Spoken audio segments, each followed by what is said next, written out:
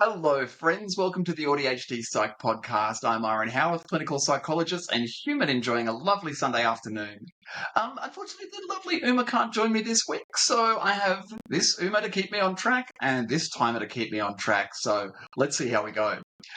Well, last couple of episodes, thank you everyone who's had a little listen and a watch and given us some feedback. We really appreciate it. We've broken 100 listeners, which is wonderful. And we had a little chat about what we're doing here. And last week we spoke a little bit about autism, the diagnosis of, and my experience of it. This week, I'd love to have a little bit of a chat about ADHD. So we'll talk about what ADHD is, what we can see in real life, in my life, and we'll talk about some of the myths and misconceptions around ADHD. So just before we crack on, if you have a chance, do that whole like, follow and subscribe thing. That's great. Great name building for us, I guess. We thank you for it. So I can hear Uma sitting in the background going, hey, it's time to get on with the questions. So what is ADHD? Well, ADHD from a clinical perspective, we're diagnosing difficulties that arise out of impulsivity and inattention. Now, we do talk often about hyperactivity. Arguably, hyperactivity is the behavioural expression of impulsivity. So I'll talk about impulsivity, but that includes the physical activities as well, the hyperactivity. So can I say activity one more time? So what we normally see is, adults might go binge shopping when they don't plan to and they have other things to do with their money. We see occasionally, or actually quite often in ADHD, we see substance use and misuse. We might see people impulsively responding to a question without considering the outcome of the response that's given. In terms of the inattention, the stereotypes and the diagnostic criteria look for difficulty keeping my attention focused on something that doesn't have an implicit anchor. So, for example, and I think I spoke last week about if we put a child in a classroom and they're not intrinsically interested in the information being presented, it's really difficult for them to pay attention to the lesson. However, if we give people something that actually interests them, the disorder goes away and we're able to keep our attention on that. But we don't look at that for diagnosis, because when we diagnose in a clinical context, we're specifically looking at when it's unhelpful to us, the unhelpful expression of our characteristics. So we do see that inattention as difficulty maintaining my attention and concentrating, is being easily distracted from a task. And that's, sometimes not reading all of the questions. So I get halfway through reading the questions of an exam, and then I quickly start to do the exam questions. And I'm sure there's lots of you out there who have done those tests where the very top instruction is, do not answer these questions. And we jump down to the questions and we answer them, and then we don't actually achieve the aims. So that's a really great example of ADHD in action. So look at my timer, and I imagine Uma give me a 30-second wind-up. So those core traits really are inattention and impulsivity, which encompasses hyperactivity. Why does this model fail us? I think it fails us because there's more to it than that. We know that the diagnostic criteria centre on impulsivity and inattention, but the lived experience of ADHD is not just confined to that. We often hear about things like time blindness, about rejection sensitivity and neurodivergent people more broadly. And this tells us that there's something that's not being captured in the clinical descriptions. But also, those diagnostic criteria, they're there to help. So they only look at when it's being expressed in a way that doesn't help us meet our goals. And it doesn't look at all of the positive things that come out of our inattention and our impulsivity as well. So the next question I have on my little list here is, what does ADHD feel like? And I guess here I'll use my experience versus the stereotypes. So I'm a child of the 70s and 80s. I was born in the 70s, grew up in the 80s. And when I was going to school, what ADHD was a stereotype of a naughty little boy in a classroom throwing chairs and yelling and screaming. And that's just not my experience. What ADHD looked like for me as an inattentive presentation or an internalizing presentation is all my impulsivity is in decision making, is internal. And when there's the behavioral expression, that hyperactivity, I've learnt to internalize that really early as well. So it came with anxiety and stress in wanting to do the thing, but having learnt lessons earlier in life that doing the thing wasn't helpful for me. And so I internalized. But what you see all through my report cards is things like was often daydreaming or has difficulty paying attention to the task at hand. And that meant that we'd be talking about science for some reason is a thing that sticks out to me.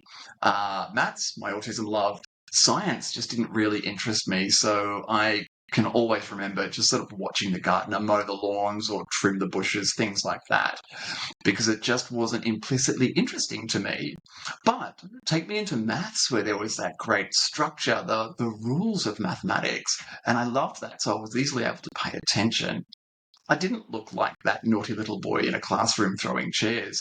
I looked like that really polite young person who didn't pay attention and was off with the fairies or a bit of a daydreamer. And that's actually what a lot of the female presentation of ADHD can actually look at. Whether by culture or biology, I cannot tell you, but what I can say is that biological females tend to internalize a lot more. And so instead of seeing behavior that indicates inattention and impulsivity, we tend to see a lot more stress repressing that behavior and keeping my attention on task. And so anxiety and depression and all of the safety related concerns tend to appear more often. And we also see biological females are underdiagnosed compared to biological males. We also see the difference between individualist and collectivist cultures. Those cultures that are more community-oriented tend to have less diagnostic rates or lower rates of diagnosis of ADHD. Again, I can see Uma on track, 30 seconds. So the next thing I guess I want to talk about is, and I touched on this a moment ago, the common myths and misconceptions around ADHD, especially when undiagnosed. So I internalized as a young person that I should have been able to do everything the same way that everybody else could, and that because I couldn't, I was doing something wrong. Often comments about being unmotivated, or I overheard a teacher talking about me one day saying that I was just lazy, and that's definitely not the case. I did enjoy relaxing at times, but I also really liked not failing. And so to hear that from an authority figure for me, it was really off-putting, and it sort of taught me that I was lazy in some situations. I started to believe that I wasn't very smart. And in others, I felt that I wasn't trying hard enough. I wasn't motivating myself, and I should have been able to. But in reality, the expression of our characteristics is probably a couple of things. One is the fact that we have characteristics at higher or lower rates than everybody else.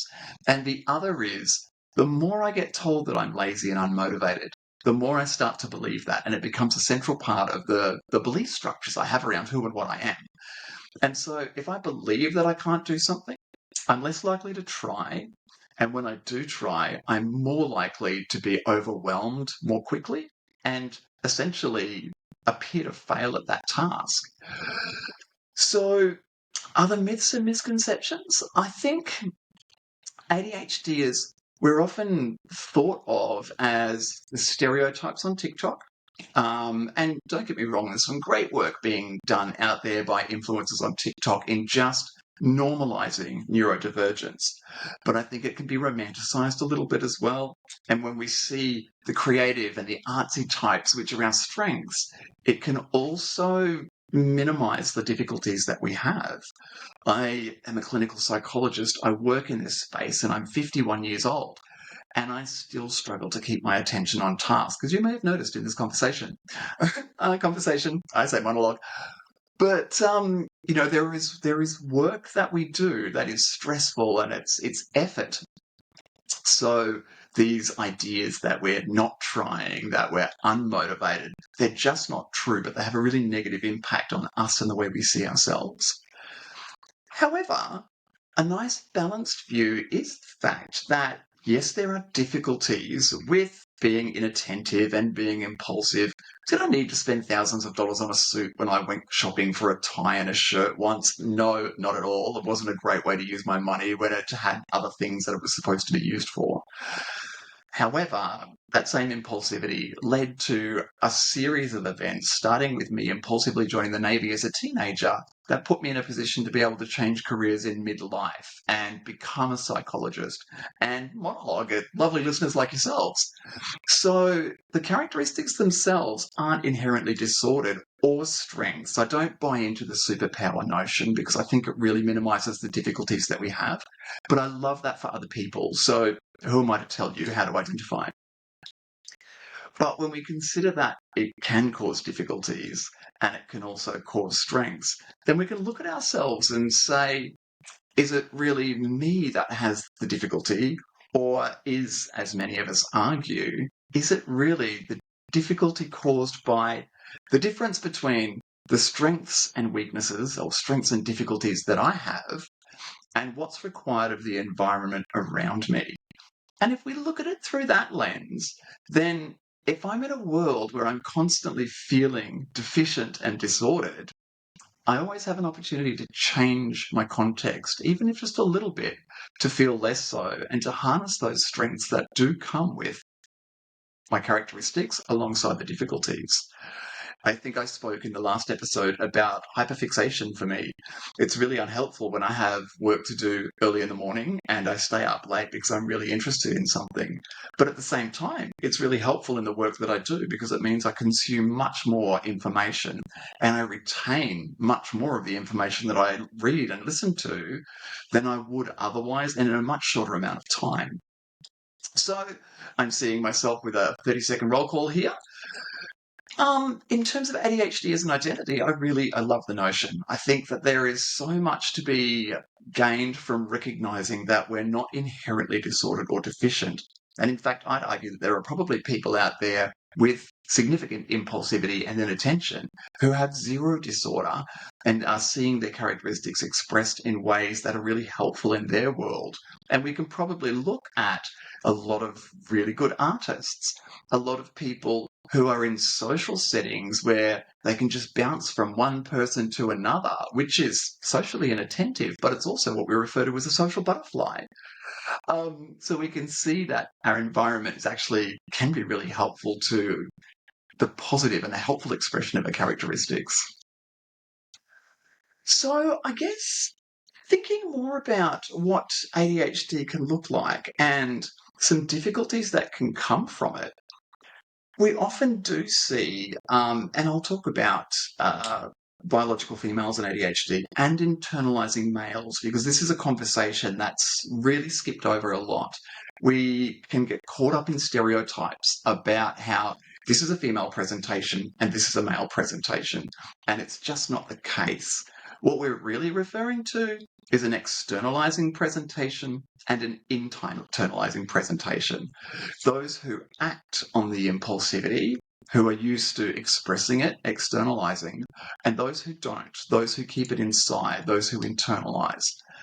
And we've all got stereotypes about the externalizers, but we don't really know much about the internalizers. In terms of the broader community, I think what we do see there is people like me with significant anxiety early in life because I was always trying to keep those characteristics in because I'd learned that when I expressed them in certain ways, in certain environments, that I would get told that I was lazy, that I would get told that I wasn't trying to pay attention, that I would get told that I wasn't doing the right thing or saying the right thing. And so I learned to shut up and keep it inside. But there's work involved in that. And I think, and I can't speak for other people, but I think this is the experience of a lot of biological females as well, but also a strong proportion of biological males. Roll in gender diverse people, and there's just not even enough research out there to tell us what that experience is from a scientific perspective. So anyone who's looking for more research, I think there's a great research project, probably a great PhD project there. So What else? What else can we talk about? That's a fine question. I've lost my train of thought, and if Uma was here, she'd give me a nice little question to lead me in. So I guess looking at ADHD through the neurodiversity-affirming paradigm, what we're seeing with that is kind of the conversation that I've been having with the podcast, but here today. And that is ADHD, despite having deficit and disorder in the title, is when there are difficulties arising out of our characteristics, just like any other psychological diagnosis or psychiatric diagnosis. However, the characteristics themselves are not inherently disordered. Disorder comes when there's a misalignment between what I have and what the environment around me requires. So if I don't know, if I have $5 and my environment requires me to spend 100, then there's a mismatch there. If I have $5 worth of ability to suppress impulses and the environment requires me to spend $100 of impulse suppression, then there's going to be disorder. However, if I'm in a room full of people who don't expect me to be inauthentic, who allow me to be inattentive and get halfway through a conversation and get distracted, and who enjoy that non-linear conversation, that bouncing from one idea to another, and then eventually later in the conversation coming back, all of a sudden the disorder vanishes. Suddenly, I have a group of people who have characteristics and an environment that accepts and sometimes expects those characteristics. And so deficit doesn't appear and disorder doesn't appear. But bring in a person who thinks in a linear way. Instead of going from A to B via X, P, and Z, they just go from A to B, and suddenly they're the person who doesn't meet social expectations and societal norms and environmental demands. And so the typical person in that room becomes the person with a disorder based on the way our diagnostic systems are constructed. So bringing that to mind, I think it's really easy to see how ADHD isn't underpinned by problematic characteristics. It's just that they're being expressed in places that demand a different characteristic or a different level of that characteristic. And that in itself doesn't make us bad people or disordered. It just makes us people. Just as a tall person is disordered when they have to walk through short doorways and bump their head, or a short person is disordered when they have to reach up to get a high cupboard, to reach into a high cupboard to get something down. It's the environmental demand versus my characteristics that cause the difficulty. So I guess as a closer, I really think it's important to recognize that if you're out there and you have ADHD, you're not inherently broken. There's nothing wrong with you. You're different. And if you're out there and you're not ADHD, you're more in the neurotypical space, nothing wrong with you either. There's something fortunate about that. There's privilege in living in a world that's constructed generally by people like me, so therefore for people like me. But just know that it is that disconnect between the environment and someone's characteristics that creates disorder.